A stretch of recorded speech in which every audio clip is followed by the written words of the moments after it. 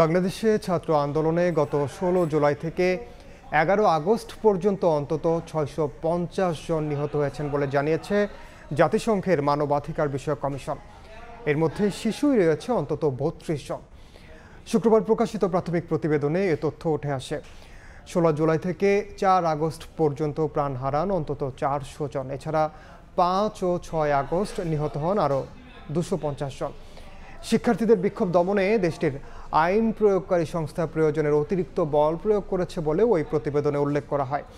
এছাড়া বিচার বহির্ভূত হত্যাকাণ্ড, গ্রেফতার ও আটক, গুম, নির্যাতন এবং মত প্রকাশের স্বাধীনতায় বাধা দেয়া, শান্তিপূর্ণ সমাবেশে বাধা দেওয়ার মতো আরও কিছু অভিযোগ রয়েছে বলে জানান জাতিসংঘের মানবাধিকার বিষয়ক হাই কমিশনার ভলকার তুর্ক। বিভিন্ন গণমাধ্যমে প্রকাশিত সংবাদে এসব অভিযোগ পাওয়া গেছে বলে প্রতিবেদনে উল্লেখ করা হয়।